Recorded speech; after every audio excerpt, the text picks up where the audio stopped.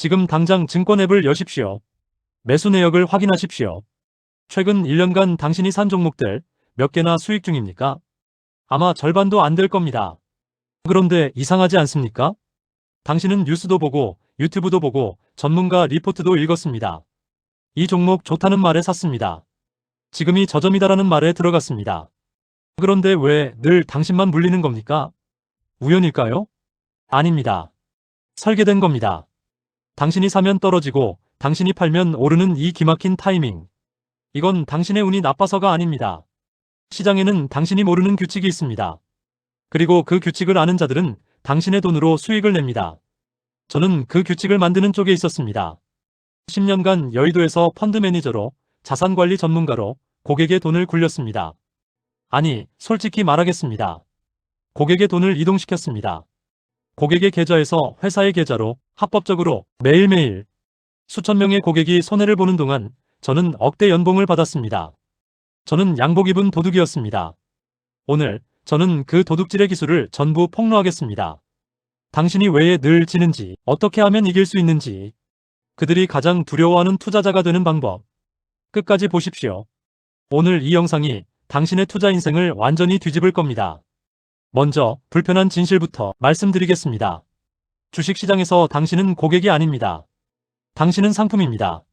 무슨 뜻이냐고요? 주식시장의 구조를 생각해 보십시오. 증권사는 어떻게 돈을 법니까? 수수료입니다. 당신이 사도 수수료, 팔아도 수수료. 오르든 내리든 상관없습니다. 당신이 거래를 많이 할수록 증권사는 돈을 법니다. 펀드 회사는요? 운용 수수료입니다. 당신의 펀드가 수익을 내든 손실을 내든 매년 1에서 2%씩 가져갑니다. 1억 원짜리 펀드면 매년 100에서 200만 원, 10년이면 1000에서 2000만 원. 당신의 수익이 아니라 당신의 원금에서요. 애널리스트는요? 그들의 월급은 누가 줍니까? 증권사입니다. 증권사의 고객은 누굽니까? 개인 투자자가 아닙니다. 기관 투자자입니다. 연기금, 보험사, 자산운용사. 이들이 수백억, 수천억 원어치 거래를 하면서 내는 수수료가 증권사의 주 수입원입니다. 그러면 애널리스트의 리포트는 누구를 위해 쓰입니까? 당신을 위해서가 아닙니다. 기관을 위해서입니다. 제가 여의도에서 직접 본 일입니다. 어느 반도체 회사의 실적 발표가 있었습니다. 실적이 시장 예상을 하회했습니다. 애널리스트들은 일제히 목표 주가를 내렸습니다. 그런데 투자 의견은요? 매수 유지였습니다. 이상하지 않습니까? 전망이 나빠졌는데 왜 매수입니까? 그 비밀을 알려드리겠습니다. 목표 주가를 내렸다는 건 이 주식은 생각보다 안 좋다는 뜻입니다. 그런데 투자 의견을 매도로 바꾸면 어떻게 됩니까? 그 회사와의 관계가 틀어집니다. IPO 주관, 채권 발행, M&A 자문, 이런 대형 딜에서 배제됩니다. 그래서 절대로 매도 의견을 내지 않습니다. 대신 이렇게 합니다. 목표 주가만 슬쩍 내립니다. 투자 의견은 매수 유지. 이게 무슨 뜻인지 아십니까?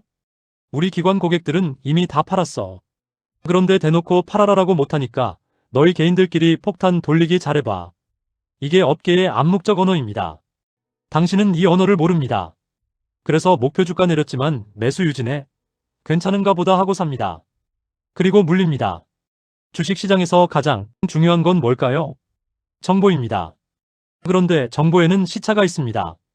똑같은 정보라도 누가 먼저 아느냐에 따라 결과가 완전히 달라집니다. 예를 들어볼까요? 어떤 회사가 대형 수주를 따냈습니다. 이 소식이 공시로 나오기 전에 누가 먼저 알까요? 당연히 그 회사 내부 사람들입니다. 그 다음은요? 그 회사와 긴밀한 관계에 있는 기관 투자자들입니다. 펀드 매니저들은 기업 탐방을 갑니다. IR 담당자와 밥을 먹습니다. 공식적으로는 미공개 정보를 주고받지 않습니다. 그런데 현실은요? 말 한마디 안 해도 분위기로 압니다. 요즘 어떠세요? 물어보면 답변의 뉘앙스가 다릅니다. 좋으면 표정이 밝습니다. 말투가 여유롭습니다. 안 좋으면 표정이 어둡습니다. 말을 아낍니다. 이 뉘앙스만으로도 기관은 선제적으로 움직입니다. 공시가 나오기 전에 이미 매수하거나 매도합니다. 그리고 공시가 나오면 개인 투자자들이 뉴스를 보고 들어옵니다. 수주 대박이래. 사자. 그때 기관은 뭘 합니까? 팝니다. 당신에게요. 제가 직접 해봐서 압니다. 저도 그렇게 했습니다. 새벽에 해외 시장 동향을 분석하고 아침에 기업 미팅을 하고 점심에 다른 펀드 매니저들과 정보를 교환하고 우리끼리는 다 알고 있었습니다. 이 회사 다음 분기 실적 안 좋대. 저 회사 내년에 대형 수주 터진대. 공식적으로는 미공개 정보가 아니었습니다. 그냥 업계 소문이었죠. 그런데 그 소문의 적중률이 80%가 넘었습니다. 우연일까요? 당신은 이 정보 사슬의 맨 끝에 있습니다. 기관이 알고, 외국인이 알고, 큰손이 알고, 그 다음에 증권방송이 말하고, 그 다음에 유튜브가 말하고, 그 다음에 인터넷 카페에 글이 올라옵니다. 당신이 그 글을 보고 오, 이거 좋은 정보네 할 때쯤이면 이미 다 올랐습니다. 당신이 사는 가격은 최종 가격입니다. 더 이상 살 사람이 없는 가격. 그래서 당신이 사면 떨어지는 겁니다. 그런데 정보의 시차만이 문제는 아닙니다. 설령 당신이 좋은 정보를 갖고 있어도 대부분의 개인 투자자는 실패합니다. 왜요? 감정 때문입니다. 인간의 뇌는 투자에 최적화되어 있지 않습니다. 수만 년간 사바나에서 진화한 뇌입니다. 생존에 최적화되어 있습니다. 위험을 피하고 손실을 회피하고 무리를 따르도록 설계되어 있습니다. 이게 주식시장에서는 치명적입니다. 첫 번째, 손실 회피 성향. 심리학 연구에 따르면 100만 원을 잃는 고통이 100만 원을 버는 기쁨보다 2.5배 더 큽니다. 그래서 사람들은 손실을 확정짓는 걸 극도로 싫어합니다. 주식이 떨어지면 어떻게 합니까? 언젠가 오르겠지 하고 버팁니다. 10% 떨어져도 버팁니다. 20% 떨어져도 버팁니다. 30%, 40%, 50% 떨어져도 버팁니다. 왜요? 팔면 손실이 확정되니까요. 안 팔면 아직 손실이 아니라고 스스로를 속일 수 있으니까요. 그러다가 주식이 반토막, 더 심하면 80%, 90% 빠지고 나서야 겨우 팝니다. 더는 못 버티겠다. 그리고 그때가 대부분 바닥입니다. 팔자마자 바로 반등합니다. 두 번째, 이익 실현 조급증. 반대로 주식이 오르면 어떻게 합니까? 얼른 팔아야지. 10%만 올라도 팝니다. 왜요? 떨어지면 어쩌지? 라는 공포가 밀려오니까요. 지금 이 이익이 사라지는 게 무서우니까요. 그래서 수익은 작게 먹고 손실은 크게 키웁니다. 세 번째, 무리 추종 본능. 주변에서 이 주식 대박이래 하면 사고 싶어집니다. 뉴스에서 개인 투자자들 매수 폭발하면 나도 사야 할 것 같습니다. 모두가 사는데 안 사면 나만 바보 같으니까요. 그렇게 모두가 사는 주식을 삽니다. 그런데 모두가 이미 산 주식은 어떻게 됩니까? 더 이상 살 사람이 없습니다. 그러면 가격은요? 떨어집니다. 저는 이 세 가지 감정을 이용해서 상품을 팔았습니다. 고객이 손실을 보고 있으면 이렇게 말했습니다. 지금 파시면 손해 확정입니다. 이 상품으로 갈아타시면 만회하실 수 있어요. 손실 회피 성향을 자극한 겁니다. 고객이 조금이라도 수익을 보면 이렇게 말했습니다. 지금 좋을 때 차익 실현하시고 더 좋은 상품으로 갈아타시죠. 이익 실현 조급증을 자극한 겁니다. 그리고 항상 이렇게 덧붙였습니다. 요즘 고객분들 다 이 상품으로 갈아타세요. 무리 추종 본능을 자극한 겁니다. 세 가지 감정을 전부 이용했습니다. 그리고 매번 갈아탈 때마다 수수료가 발생했습니다. 저는 그 수수료로 월급을 받았습니다. 자, 여기까지 들으셨으면 절망하실 수 있습니다. 정보도 듣고 감정도 이용당하고 그럼 개인 투자자는 답이 없는 거 아닙니까? 아닙니다. 답이 있습니다. 그 답을 지금부터 말씀드리겠습니다. 투자의 첫 번째 원칙, 손실을 최소화하라. 듣기에는 너무 당연한 말 같죠? 그런데 대부분의 투자자가 이 반대로 행동합니다. 수익을 최대화하겠다. 이런 생각으로 투자합니다. 그래서 레버리지를 쓰고 몰빵을 하고 급등주를 쫓습니다. 결과는요? 대부분 망합니다. 주식시장에서 가장 중요한 건 수익이 아닙니다. 생존입니다. 왜요? 살아남아야 수익을 낼 기회가 오니까요. 시장은 사이클이 있습니다. 상승장이 있고 하락장이 있습니다. 상승장에서 아무리 많이 벌어도 하락장에서 다 잃으면 끝입니다. 그런데 하락장에서 살아남으면 다음 상승장에서 다시 벌 수 있습니다. 저는 2008년 금융위기를 여의도에서 직접 겪었습니다. 리먼 브라더스가 무너지고 코스피가 1000밑으로 떨어지던 그때 수많은 투자자들이 강제 청산당하는 걸 봤습니다. 레버리지를 썼던 사람들, 빚내서 주식 샀던 사람들, 한 방에 다 날아갔습니다. 반등하면 다시 벌면 되지. 그런 생각을 할 기회조차 없었습니다.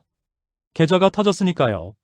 반면에 현금 비중을 갖고 있던 사람들은 살아남았습니다. 그리고 2009년부터 시작된 대세 상승장에서 엄청난 수익을 냈습니다. 차이가 뭐였습니까? 수익을 얼마나 냈느냐가 아니었습니다. 손실을 얼마나 통제했느냐였습니다. 생존했느냐 못했느냐였습니다. 그래서 첫 번째 원칙은 이겁니다. 손실을 최소화하라. 시장에서 살아남아라. 이 원칙이 뼛속까지 박혀야 합니다. 이번만 대박 나면, 이번에 한 방에, 이런 생각이 드는 순간 당신은 이미 지고 있는 겁니다. 시장은 당신에게 무한한 기회를 줍니다. 하지만 그건 당신이 살아있을 때만 유효합니다. 첫 번째 원칙이 손실 최소화였습니다. 그런데 손실만 줄이면 부자가 됩니까? 아닙니다. 손실을 줄이면 망하지 않습니다. 그런데 부자가 되려면 이익도 내야 합니다. 두 번째 원칙, 이익을 극대화하라. 오르고 있는 주식을 유지하라. 아까 말씀드렸죠? 대부분의 투자자는 이익을 너무 빨리 실현합니다. 10% 오르면 얼른 팔아야지. 왜요? 떨어지는 게 무서우니까요. 지금 이 이익을 지키고 싶으니까요. 그런데 이게 왜 문제인지 아십니까? 주식시장에서 수익의 대부분은 소수의 대박 종목에서 나옵니다. 연구에 따르면 지난 30년간 미국 주식시장 전체 수익의 대부분은 상위 4%의 종목에서 나왔습니다. 나머지 96%는 국채 수익률도 못 이겼습니다. 무슨 뜻입니까? 당신이 100개 종목에 투자하면 그중 4개 정도가 대박을 치고 나머지 96개는 별 볼 일 없다는 겁니다. 문제는 그 4개가 뭔지 미리 알 수 없다는 거죠. 그러면 어떻게 해야 합니까? 대박 종목을 미리 찾아내는 게 답이 아닙니다. 불가능하니까요. 답은 대박이 나면 끝까지 타라입니다. 10% 올랐다고 팔지 마십시오. 50% 올랐다고 팔지 마십시오. 100% 올랐다고 팔지 마십시오.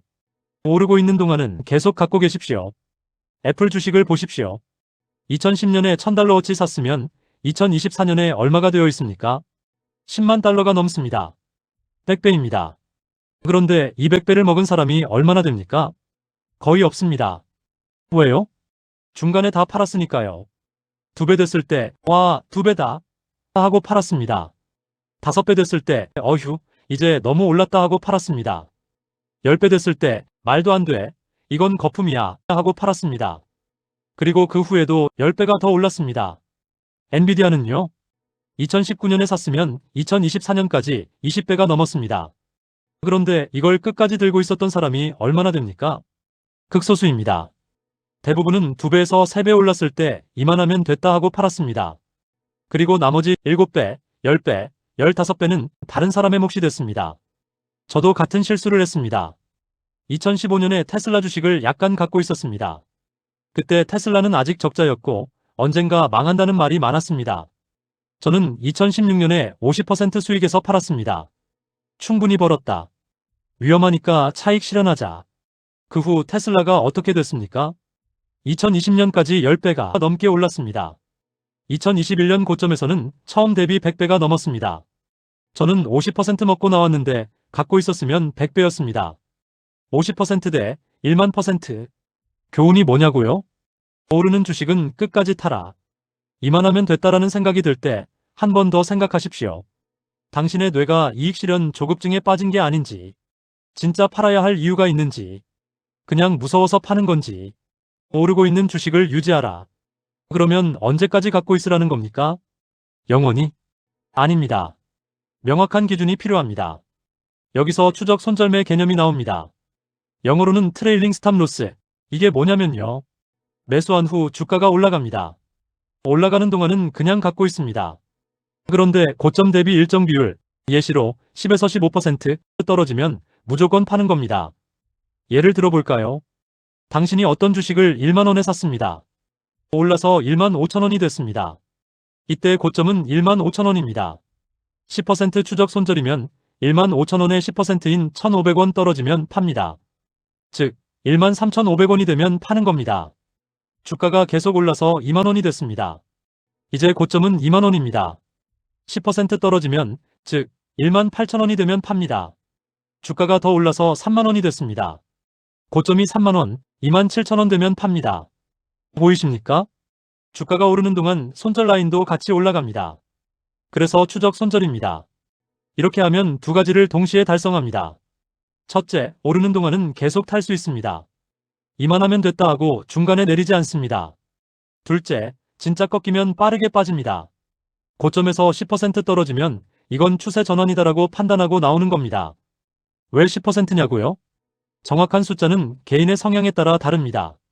공격적인 투자자는 5에서 7%, 보수적인 투자자는 15에서 20%, 그런데 경험적으로 10에서 15%가 가장 균형 잡힌 수치입니다. 너무 좁으면 작은 조정에도 털리고 너무 넓으면 수익을 너무 많이 반납합니다. 저는 10%를 씁니다. 제가 직접 해봐서 가장 잘 맞는 수치입니다. 여기서 중요한 포인트 하나, 목표 주가를 설정하지 마십시오. 많은 분들이 이렇게 합니다. 이 주식 15,000원 되면 팔아야지. 20% 수익 나면 익절해야지. 절대 하지 마십시오. 왜요? 시장은 당신의 목표 주가를 모르기 때문입니다. 당신이 15,000원에서 팔 계획인데 주가가 14,800원까지만 오르고 꺾이면 어떻게 됩니까? 못 팔았는데 떨어집니다. 반대로 15,000원을 찍고 25,000원까지 가면요. 당신은 15,000원에 팔고 나머지 1만원 상승은 다른 사람 몫입니다. 목표 주가는 당신의 희망일 뿐입니다. 시장은 당신의 희망에 맞춰 움직이지 않습니다. 시장은 시장의 논리로 움직입니다. 그러니까 당신이 해야 할 건 목표 주가를 정하는 게 아닙니다. 시장이 꺾이는 신호를 포착하는 겁니다. 그 신호가 바로 고점 대비 10% 하락입니다. 저는 여의도에서 이런 말을 자주 했습니다. 이 종목 목표 주가 땡땡만 원입니다. 고객에게 신뢰를 주기 위해서요. 구체적인 숫자를 말하면 전문가처럼 보이니까. 그런데 솔직히 말씀드리면 그 목표 주가가 맞은 적이 거의 없습니다. 맞을 때도 있고 틀릴 때도 있었는데 그건 운이었습니다. 진짜 전문가는 목표 주가를 말하지 않습니다. 추세가 유지되는 한 홀딩, 추세가 꺾이면 매도. 이게 진짜 답입니다. 여기서 한 가지 더 중요한 게 있습니다. 기계적으로 대응하십시오. 감정을 배제하십시오. 고점 대비 10% 떨어졌는데 그래도 좋은 회사잖아. 조금만 더 버텨볼까? 이러면 안 됩니다. 10% 떨어지면 무조건 파는 겁니다. 미련 없이, 생각 없이, 기계처럼. 왜 기계적이어야 할까요? 감정이 개입하면 판단이 흐려지기 때문입니다. 이번엔 다를 거야. 이 회사는 좋은 회사잖아. 조금만 더 기다리면 반등할 거야. 이런 생각이 드는 순간 당신은 이미 감정에 휩쓸린 겁니다. 그리고 그 감정의 대가는 당신의 돈으로 지불됩니다. 저도 이 함정에 수없이 빠졌습니다. 이 종목은 내가 잘 아는 종목이야. 펀더멘털이 탄탄해. 그러면서 손절 라인을 무시했습니다. 결과요? 반토막 난 종목들이 수두룩합니다. 반면에 기계적으로 손절한 종목들은요? 손실이 10%에서 끊겼습니다. 그리고 그 돈으로 다른 기회를 잡았습니다. 규칙을 정하십시오. 그리고 그 규칙을 철저히 지키십시오. 규칙이 틀릴 수도 있습니다. 10% 손절하고 나왔는데 바로 반등하는 경우도 있습니다. 그래도 괜찮습니다. 장기적으로 규칙을 지키면 이깁니다. 한두 번의 아쉬움보다 한두 번의 대참사를 피하는 게 훨씬 중요합니다. 앞에서 손실 회피 성향을 말씀드렸습니다. 100만원 잃는 고통이 100만원 버는 기쁨보다 2.5배 크다고요. 이게 투자에서 어떻게 작용하는지 더 깊이 들어가 보겠습니다. 당신이 주식을 샀습니다. 떨어졌습니다. 10% 손실입니다. 이때 당신의 뇌에서 무슨 일이 벌어질까요? 팔면 손해 확정이야. 안 팔면 아직 손해가 아니야. 기다리면 회복될 수 있어. 이런 생각이 듭니다. 그래서 안 팝니다. 그런데 더 떨어집니다. 20% 손실. 지금 팔면 너무 억울해. 여기서 팔면 바보지. 조금만 더 기다리자. 더 떨어집니다. 30%, 40%, 50% 손실. 이제는 팔 수가 없습니다. 이만큼 잃었는데 이제 와서 팔아? 반등하면 그때 팔아야지. 그리고 반등은 오지 않습니다. 아니, 반등이 와도 본전까지 안 옵니다. 결국 몇 년씩 물려있거나 포기하고 손절하거나. 이게 손실 회피 성향의 덫입니다. 작은 손실을 피하려다가 큰 손실을 키웁니다. 10%에서 끊었으면 90%가 남았는데 50%까지 버티다가 50%만 남습니다. 저는 이런 고객을 수없이 봤습니다. 김 부장님, 그 종목 상황이 안 좋아요. 손절하시는 게. 아니, 그래도 좋은 회사잖아요. 기다려보면 오르겠죠. 1년 후, 김 부장님, 그 종목 회사가 상장 폐지 위기예요. 10%에서 끊으라고 할 때 안 끊어서 90%를 잃은 겁니다. 반대의 경우도 있습니다. 손실 회피 성향이 매수를 방해하기도 합니다. 내가 사서 떨어지면 어쩌지? 지금 비싼 거 아니야? 조금 더 지켜보자. 이러다가 기회를 다 놓칩니다. 주가가 오르면 그때 살 걸 후회합니다. 더 오르면 배가 아파서 못 삽니다. 결국 꼭대기에서 이젠 진짜 사야지 하고 삽니다. 그리고 물립니다. 손실 회피 성향은 당신의 적입니다. 이걸 인정하십시오. 당신의 뇌는 투자에 적합하지 않다는 걸 인정하십시오. 그래서 규칙이 필요한 겁니다. 나의 감정이 안 돼, 팔면 안 되라고 외칠 때 규칙이 10% 떨어졌으니 팔아라고 명령하는 겁니다. 규칙을 따르십시오. 감정을 따르지 마십시오. 그런데 말이 쉽지 인간 본성을 극복하는 게 어디 쉽습니까? 손실 회피 성향은 수만 년간 진화한 본능입니다. 그냥 이성적으로 생각해. 말한다고 되는 게 아닙니다. 그래서 구체적인 기술이 필요합니다. 첫 번째, 자동화하십시오. 증권사 앱에 손절 주문 기능이 있습니다. 영어로는 스탑 로스 오더. 미리 설정해 놓으면 주가가 그 가격에 도달했을 때 자동으로 팔립니다. 당신이 앱을 안 보고 있어도, 당신이 자고 있어도, 당신의 감정이 안 돼 라고 외치고 있어도 시스템이 기계적으로 실행합니다. 저는 이 기능을 적극적으로 활용합니다. 주식을 사면 그 즉시 손절 주문을 걸어 놓습니다. 이러면 두 가지 좋은 점이 있습니다. 첫째, 감정이 개입할 틈이 없습니다. 이미 주문이 걸려 있으니까요. 둘째, 매일 주가를 체크할 필요가 없습니다. 시스템이 알아서 하니까요. 두 번째, 투자 일지를 쓰십시오. 매수할 때 이유를 적습니다.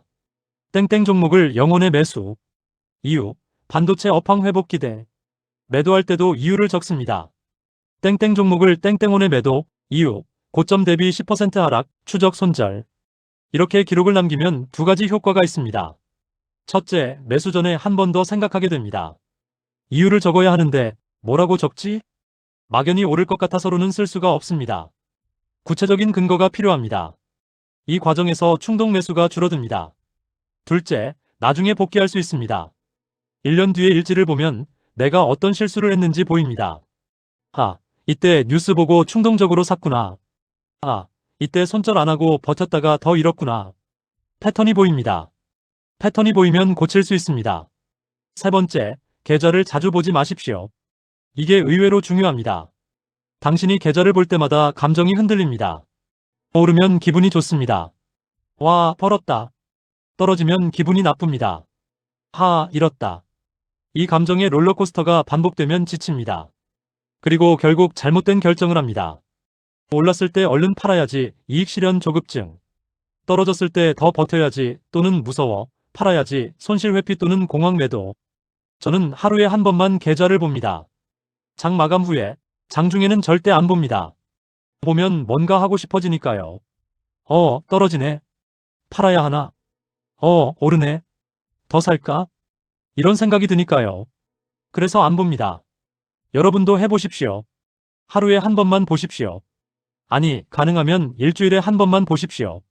어차피 추적 손절 주문 걸어놨으니까 떨어지면 자동으로 팔립니다. 당신이 매일 체크할 필요가 없습니다.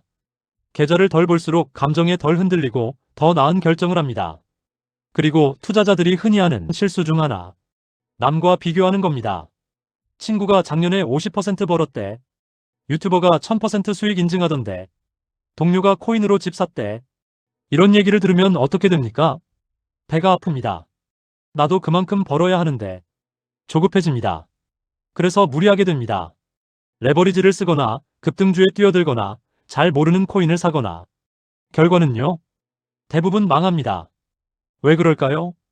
당신이 듣는 성공 스토리는 생존자 편향의 결과물이기 때문입니다. 100명이 투기적으로 투자합니다. 1명이 대박 납니다. 99명이 망합니다. 누구 얘기가 들립니까? 대박 난 1명 얘기만 들립니다. 99명은 조용히 사라집니다. 자랑할 게 없으니까요. 그래서 당신이 듣는 건 항상 나 대박 났어입니다. 당신은 모두가 대박 나네, 나만 못 버네라고 느낍니다. 그런데 실제로는 대부분이 지고 있습니다. 당신만 지는 게 아닙니다. 당신이 평균이라면 대부분의 투자자도 평균입니다. 그러니까 남과 비교하지 마십시오. 절대 수익률을 쫓지 마십시오. 나도 50% 벌어야지, 나도 10배 벌어야지. 이런 목표는 당신을 무리하게 만들고 무리는 파멸로 이어집니다.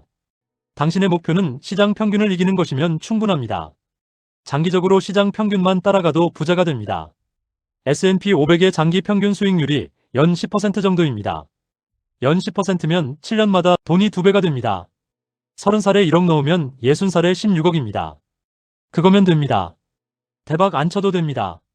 꾸준히 시장에 남아서 평균만 따라가면 됩니다. 이제 구체적인 전략으로 들어갑니다. 뭘 살 것인가? 주도주를 사십시오. 주도주가 뭐냐고요? 그 시기 시장을 이끄는 핵심 테마의 대장 종목입니다. 예를 들어볼까요? 2020에서 2021년 주도주는 뭐였습니까? 코로나 시대의 언택트, 그리고 유동성 장세의 성장주. 테슬라, 엔비디아, AMD, 카카오, 네이버. 2022에서 2023년은요. 금리 인상 시대의 가치주, 그리고 에너지. 엑손모빌, 쉐브론, 배당 귀족주들. 2024년은요. AI 혁명. 엔비디아, 마이크로소프트, ASML, SK하이닉스. 주도주의 특징이 뭐냐면요. 시장이 오를 때 더 많이 오릅니다. 시장이 떨어질 때 덜 떨어지거나 빨리 회복합니다. 왜요? 돈이 거기로 몰리니까요. 기관도 사고 외국인도 사고 개인도 삽니다. 수급이 좋으니까 주가가 오르고 주가가 오르니까 또 돈이 몰립니다. 선순환입니다. 반대로 주도주가 아닌 종목은요. 시장이 올라도 안 오르거나 덜 오릅니다. 시장이 떨어지면 더 많이 떨어집니다.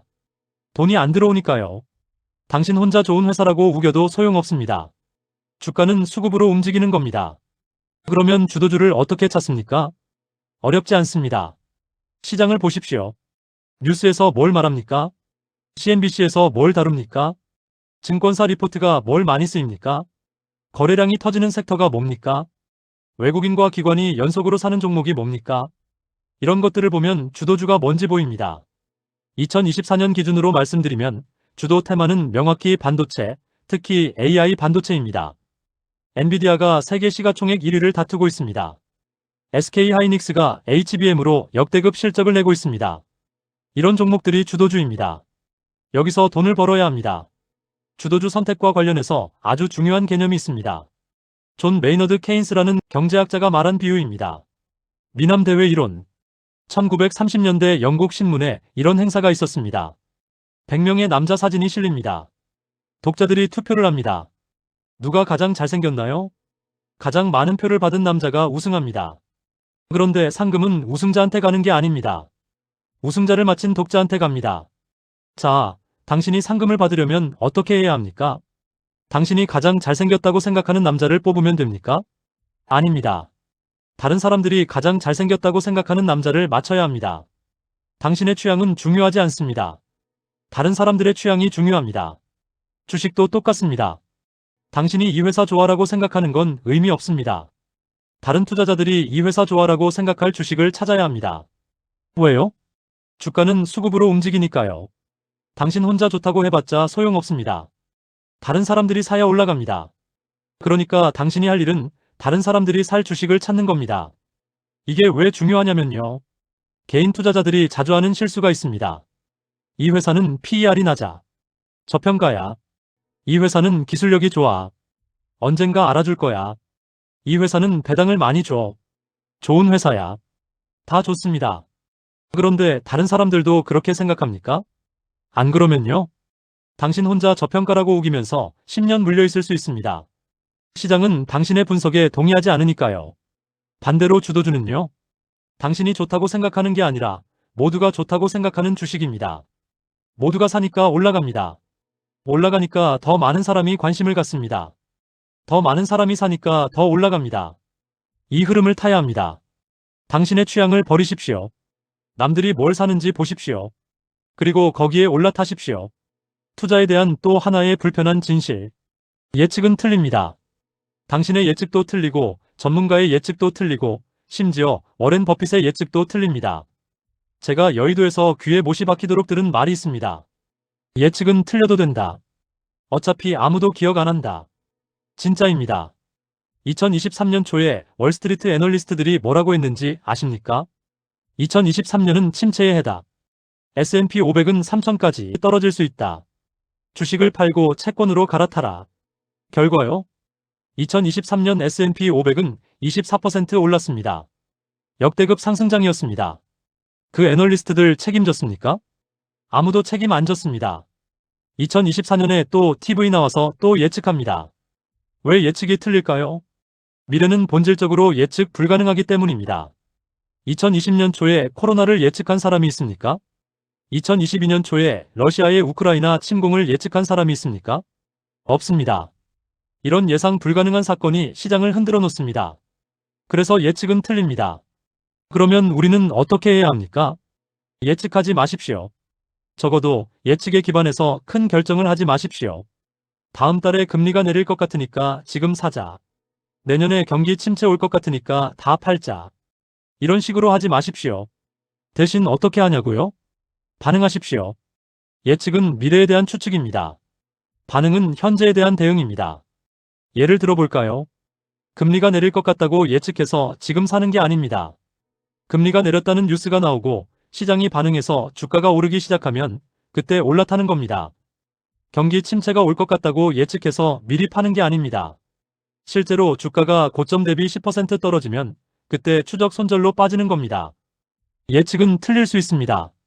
그러나 반응은 틀릴 수 없습니다. 왜냐하면 반응은 이미 벌어진 일에 대한 대응이니까요. 예측, 앞으로 오를 것이다 틀릴 수 있음. 반응, 지금 오르고 있다 사실. 예측, 앞으로 떨어질 것이다 틀릴 수 있음. 반응, 지금 떨어지고 있다 사실. 사실에 기반해서 행동하십시오. 추측에 기반해서 행동하지 마십시오. 살 때만 예측을 쓰십시오. 이 종목, 앞으로 좋아질 것 같다. 이 정도의 예측은 괜찮습니다. 어차피 뭔가를 사려면 좋아지겠다는 기대가 있어야 하니까요. 그런데 팔 때는 예측을 쓰지 마십시오.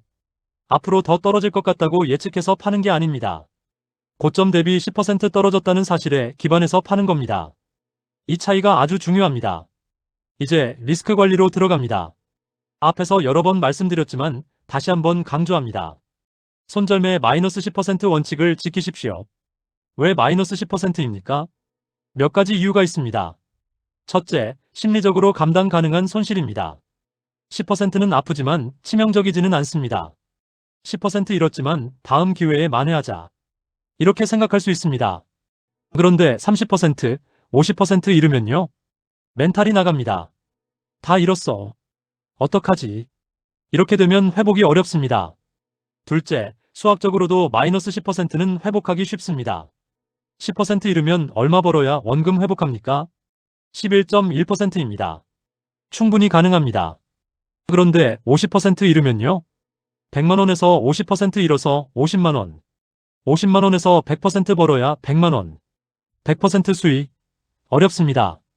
그래서 손실은 작을 때 끊어야 합니다. 셋째, 마이너스 10%는 노이즈와 추세 전환을 구분하는 좋은 기준입니다. 주가는 매일 등락합니다. 3%, 5% 오르내리는 건 흔한 일입니다. 이건 노이즈입니다. 일시적인 변동입니다. 그런데 10% 떨어지면 이건 단순한 노이즈가 아닐 가능성이 높습니다. 뭔가 문제가 있는 겁니다. 추세가 바뀌는 신호일 수 있습니다. 그래서 10%가 좋은 기준입니다. 너무 좁지도 너무 넓지도 않은.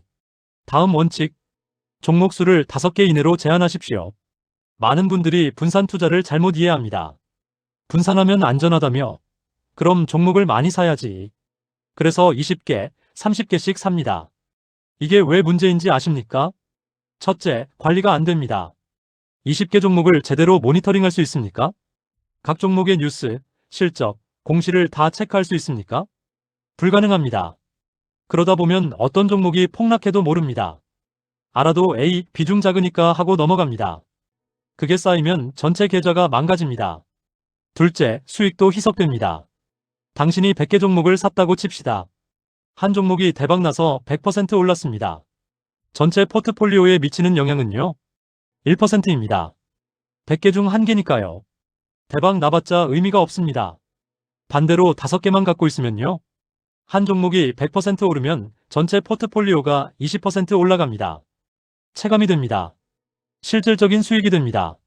그럼 한 종목만 사면 되겠네? 그것도 위험합니다. 그 한 종목이 망하면 당신도 망하니까요. 그래서 3개에서 5개가 적당합니다. 너무 집중되지도 너무 분산되지도 않은. 집중 투자의 대가 워렌 버핏은 이렇게 말했습니다. 분산 투자는 무지에 대한 보험이다. 당신이 뭘 하는지 알면 분산할 이유가 없다. 물론 버핏처럼 할 수 있는 사람은 극소수입니다. 그래도 20개에서 30개까지 분산할 필요는 없습니다. 이 정도면 충분합니다. 핵심 종목 3개에서 5개, 마지막 리스크 관리 원칙, 감당 가능한 금액으로 시작하십시오. 이게 가장 기본인데 많은 분들이 무시합니다. 이번에 대박 나려면 크게 베팅해야지. 그러다가 인생이 망가집니다. 감당 가능한 금액이 뭐냐고요? 전부 잃어도 생활에 지장이 없는 돈입니다. 비상금, 투자하면 안 됩니다. 전세자금, 절대 안 됩니다. 자녀 학비, 안 됩니다. 노후 자금의 전부, 안 됩니다. 이 돈들은 주식이 아니라 예금이나 안전자산에 넣어야 합니다. 주식에 넣을 돈은 잃어도 되는 돈입니다. 잃어도 되는 돈이 어디 있어요? 없으면 투자하지 마십시오. 아니, 없으면 투자할 상황이 아닌 겁니다. 먼저 비상금을 만드십시오. 월 생활비의 6개월치, 이게 확보된 후에 그 다음 여유 자금으로 투자하십시오. 왜 이게 중요하냐면요. 돈이 급하면 판단이 흐려지기 때문입니다. 3개월 뒤에 전세금을 돌려줘야 하는데 그 돈이 주식에 묶여 있습니다. 주가가 떨어지면 어떻게 됩니까? 공황 상태가 됩니다. 안 돼. 이러면 전세금을 못 빼는데 결국 바닥에서 강제 매도합니다. 최악의 타이밍에 파는 겁니다. 반대로 급하지 않은 돈으로 투자하면요. 주가가 떨어져도 어차피 10년 후에 쓸 돈인데 하고 버틸 수 있습니다. 버티면 회복합니다. 회복하면 수익입니다. 투자의 세계에서 시간은 가장 강력한 무기입니다. 시간이 있으면 어지간한 손실은 회복됩니다. 그런데 시간이 없으면, 즉 돈이 급하면 손실이 확정됩니다. 그러니까 급하지 않은 돈으로만 투자하십시오. 이제 투자자로서 가져야 할 마음가짐에 대해 말씀드리겠습니다. 첫 번째는 기록의 중요성입니다. 앞에서 투자 일지를 말씀드렸는데 조금 더 구체적으로 들어가겠습니다. 주식 노트를 만드십시오. 매수할 때마다 다음을 적습니다. 날짜 2024년 3월 15일 종목 삼성전자 매수가 73,000원 매수 이유 반도체 업황 회복 HBM 수요 증가 전망 목표 손절가 65,700원 고점 대비 10% 매수 당시 감정 약간 불안함 하지만 장기적으로 우상향 기대 매도할 때도 적습니다. 날짜 2024년 5월 20일 종목 삼성전자 매도가 79,000원 매도 이유 고점 대비 10% 하락 고점 87,000원 현재 79,000원 수익률 8.2% 매도 당시 감정 아쉬움 더 오를 것 같은데 규칙대로 매도 이렇게 기록을 남기면 몇 가지 좋은 점이 있습니다. 첫째, 패턴을 발견할 수 있습니다. 1년치 기록을 보면 당신이 어떤 실수를 반복하는지 보입니다. 아, 나는 뉴스 보고 충동 매수하는 경향이 있구나. 아, 나는 떨어질 때 손절을 안 하고 버티는 경향이 있구나. 패턴을 알면 고칠 수 있습니다. 둘째, 감정을 객관화할 수 있습니다. 매수 당시 감정 매우 흥분됨, 이건 무조건 대박. 이렇게 적혀있는 종목이 나중에 어떻게 됐는지 보십시오. 대부분 망했을 겁니다. 흥분 상태에서 산 건 대부분 실패합니다. 이걸 기록으로 확인하면 다음번에 흥분될 때 한 발 물러서게 됩니다. 잠깐, 지난번에도 이러다가 망했는데.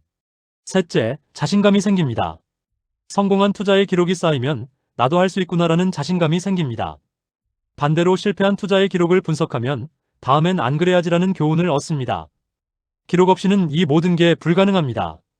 두 번째 자세. 정보 과부하를 경계하고 단순함을 유지하십시오. 요즘 세상에는 정보가 넘칩니다. 유튜브 투자 채널만 해도 수천 개입니다. 뉴스는 24시간 쏟아집니다. 애널리스트 리포트는 매일 수십 개씩 나옵니다. 이걸 다 보면 어떻게 됩니까? 혼란스러워집니다. A 전문가는 사라하고 B 전문가는 팔라합니다. C 유튜버는 대세 상승장하고 D 유튜버는 대폭락 온다 합니다. 누구 말이 맞습니까? 모릅니다. 그래서 당신은 결정을 못합니다. 아니면 이랬다 저랬다 합니다. 어제는 A 말 듣고 사고 오늘은 B 말 듣고 팔고 그러다 수수료만 내고 끝납니다. 저는 여의도에서 이런 말을 했습니다. 정보가 많을수록 좋다고요? 아닙니다. 정보가 많으면 선택마비가 옵니다. 고객들에게는 최신 정보를 드릴게요 하면서 실제로는 정보 폭격으로 혼란시켰습니다. 혼란스러운 고객은 전문가에게 의존합니다. 선생님이 알아서 해주세요. 그러면 수수료 높은 상품을 팔 수 있었습니다. 당신이 해야 할 건 정보를 더 모으는 게 아닙니다. 정보를 줄이는 겁니다. 신뢰할 수 있는 소스 두세 개만 보십시오. 나머지는 다 끊으십시오. 유튜브 투자 채널 10개 구독하고 계십니까? 두세 개만 남기고 다 끊으십시오. 매일 경제뉴스 1시간씩 보십니까? 핵심만 5분 안에 훑고 끝내십시오. 투자는 복잡할수록 손해입니다. 단순할수록 이깁니다. 주도주를 사라. 오르고 있으면 유지하라. 10% 떨어지면 팔라. 이 세 문장이면 충분합니다. 여기에 뭘 더 보탭니까? 복잡하게 만들지 마십시오. 세 번째 자세. 결과보다 과정에 집중하십시오. 투자의 결과는 통제할 수 없습니다. 아무리 좋은 분석을 해도 떨어질 수 있습니다. 아무리 나쁜 종목을 사도 오를 수 있습니다. 단기적으로는 운의 영향이 큽니다. 그래서 결과에 집착하면 미칩니다. 왜 올랐는데 손절당했지? 왜 떨어졌는데 왜 안 팔았지? 이러면서 규칙을 바꾸고 또 바꾸고 결국 아무 규칙도 없이 감정으로 투자하게 됩니다. 대신 과정에 집중하십시오. 나는 규칙대로 했는가? 이게 핵심입니다. 규칙대로 손절했는데 바로 반등했다? 아쉽지만 괜찮습니다. 규칙대로 한 겁니다. 규칙대로 홀딩했는데 더 떨어졌다? 아프지만 괜찮습니다. 규칙대로 한 겁니다. 장기적으로 규칙을 지키면 이깁니다. 한두 번의 결과가 안 좋아도 상관없습니다. 100번 투자해서 60번만 이기면 됩니다. 그러려면 규칙이 필요하고 규칙을 지키는 훈련이 필요합니다. 결과에 집착하면 규칙을 못 지킵니다. 과정에 집중해야 규칙을 지킬 수 있습니다. 네 번째 자세. 장기 투자의 의미를 재정의하십시오. 많은 분들이 장기 투자를 이렇게 생각합니다. 좋은 종목 사서 10년 묻어두는 거 아니야? 아닙니다. 그건 방치입니다. 장기 투자가 아닙니다. 진짜 장기 투자란 뭘까요? 10년, 20년, 30년간 투자 활동을 지속하는 것입니다. 특정 종목을 오래 갖고 있는 게 아닙니다. 투자자로서 시장에 오래 남아있는 겁니다. 무슨 차이냐고요? 종목을 10년 갖고 있는다. 그 종목이 망하면 당신도 망합니다. 10년간 투자를 지속한다. 투자 종목은 바뀔 수 있지만 당신은 계속 시장에 있습니다. 예를 들어볼까요? 2010년에 당신이 노키아 주식을 샀습니다. 스마트폰 시대의 1등 기업이니까 10년 갖고 있어야지. 결과요? 노키아는 스마트폰 시대에 적응하지 못하고 몰락했습니다. 10년 갖고 있었으면 다 잃었습니다. 반대로 이렇게 했으면요? 2010년에 노키아를 샀습니다. 2011년에 노키아가 흔들리기 시작합니다. 고점 대비 10% 이상 빠집니다. 규칙대로 손절합니다. 그 돈으로 새로운 주도주인 애플을 삽니다. 애플이 오릅니다. 계속 갖고 있습니다. 2015년에 애플이 흔들립니다. 손절합니다. 그 돈으로 또 다른 주도주를 삽니다. 이렇게 10년을 보냅니다. 어떻게 됩니까? 종목을 바꿔가며 시장에 남아있으니까 수익이 났습니다. 장기 투자는 종목 보유가 아니라 활동 지속입니다. 규칙대로 사고, 규칙대로 팔고, 또 사고, 또 팔고. 이 과정을 10년, 20년, 30년 지속하십시오. 그러면 복리의 힘으로 부자가 됩니다. 마지막 장입니다. 시장의 미래에 대해 말씀드리겠습니다. 먼저 예측의 한계를 인정하십시오. 앞에서도 말씀드렸지만 다시 한번 강조합니다. 아무도 미래를 모릅니다. 저도 모르고 여의도도 모르고 월스트리트도 모르고 워렌 버핏도 모릅니다. 시장은 예측 불가능한 사건에 의해 흔들립니다. 이걸 블랙 스완이라고 합니다. 누구도 예상하지 못한 그러나 엄청난 영향을 미치는 사건. 블랙 스완은 계속 발생합니다. 앞으로도 발생할 겁니다. 그래서 장기 예측은 불가능합니다. 그런데 역설적이게도 이게 희망입니다. 왜요? 아무도 모르니까 당신도 뒤처지지 않는 겁니다. 기관이 안다고요? 외국인이 안다고요? 애널리스트가 안다고요? 모릅니다. 모두가 같은 불확실성 속에 있습니다. 그러니까 당신도 싸울 수 있는 겁니다. 그런데 미래에 대해 확실한 것도 있습니다. 장기적으로 인류는 발전합니다. 지난 100년을 보십시오. 1920년에는 자동차가 귀했습니다. 1950년에는 TV가 신기술이었습니다. 1980년에는 개인용 컴퓨터가 등장했습니다. 2000년에는 인터넷이 세상을 바꿨습니다. 2010년에는 스마트폰이 삶을 혁신했습니다. 2020년대에는 AI가 또 다른 혁명을 만들고 있습니다. 인류는 멈추지 않습니다. 더 나은 기술, 더 효율적인 방법, 더 큰 가치를 끊임없이 창출합니다. 그 과정에서 기업이 성장하고 경제가 팽창하고 주식시장이 올라갑니다. S&P 500의 역사를 보십시오. 1930년대 대공황, 1940년대 세계대전, 1970년대 오일 쇼크, 1980년대 블랙먼데이, 2000년 닷컴 버블, 2008년 금융위기, 2020년 코로나. 이 모든 재앙을 겪으면서도 S&P 500은 장기 우상향했습니다. 연평균 약 10% 수익률. 100년 전 100달러가 지금 수천만 달러입니다. 앞으로도 위기는 옵니다. 폭락도 옵니다. 그런데 장기적으로는 올라갑니다. 인류가 발전을 멈추지 않는 한. 그래서 시장에 남아 있어야 합니다. 한국 투자자들에게 한 가지만 더 말씀드리겠습니다. 주식과 부동산의 수익률 역전 가능성. 한국에서는 전통적으로 부동산이 최고라는 인식이 있습니다. 실제로 지난 30년간 서울 아파트는 엄청나게 올랐습니다. 그래서 집 사면 된다. 주식은 도박이다라는 말이 많습니다. 그런데 몇 가지 생각해 볼 점이 있습니다. 첫째, 지난 30년은 한국 경제의 고도성장기였습니다. 앞으로의 30년도 같을까요? 인구가 줄고 있습니다. 경제 성장률이 둔화되고 있습니다. 수도권 집중은 계속되겠지만 과거와 같은 폭등을 기대하기 어렵습니다. 둘째, 글로벌 자산에 접근할 수 있는 시대입니다. 예전에는 한국 투자자가 미국 주식을 사기 어려웠습니다. 지금은 스마트폰으로 5분 만에 삽니다. 애플, 엔비디아, 마이크로소프트. 세계 최고의 기업에 투자할 수 있습니다. 한국 부동산에만 묶여있을 이유가 없습니다. 셋째, 유동성의 차이입니다. 부동산은 팔려면 몇 달 걸립니다. 취득세, 양도세, 중개수수료도 어마어마합니다. 주식은 버튼 하나로 바로 팔립니다. 수수료도 거의 없습니다. 저는 부동산이 나쁘다고 말하는 게 아닙니다. 다만 부동산만 답이다라는 인식은 재검토해야 한다고 말씀드리는 겁니다. 앞으로 20에서 30년을 본다면 글로벌 주식의 수익률이 한국 부동산을 앞지를 가능성이 충분히 있습니다. 포트폴리오를 다양화하십시오. 부동산에만 올인하지 마십시오. 마지막으로 하나만 더. 공포지수인 VIX 같은 보조지표를 맹신하지 마십시오. VIX가 뭐냐면요. 시장의 변동성을 나타내는 지수입니다. VIX가 높으면 시장이 불안하다. 낮으면 시장이 안정적이다라고 해석합니다. 그래서 공포지수라고 부릅니다. 문제가 뭐냐면요. VIX는 후행지표입니다. 이미 벌어진 일을 반영합니다. VIX가 치솟았을 때는 이미 시장이 폭락한 후입니다. VIX가 낮을 때는 이미 시장이 안정된 후입니다. 그래서 VIX를 보고 공포지수가 높으니까 팔아야겠다 하면 이미 늦은 겁니다. VIX를 보고 공포지수가 낮으니까 안전하겠지 하면 그 직후에 폭락이 올 수 있습니다. VIX가 가장 낮을 때가 가장 안전하지 않은 때일 수 있습니다. 모두가 안심하고 있으니까요. 보조지표를 참고하되 맹신하지 마십시오. 어떤 지표도 미래를 예측하지 못합니다. 결국 중요한 건 당신의 규칙입니다. VIX가 뭐라고 하든 RSI가 뭐라고 하든 당신의 종목이 10% 떨어지면 파십시오. 지표가 아니라 가격이 기준입니다. 긴 여정이었습니다.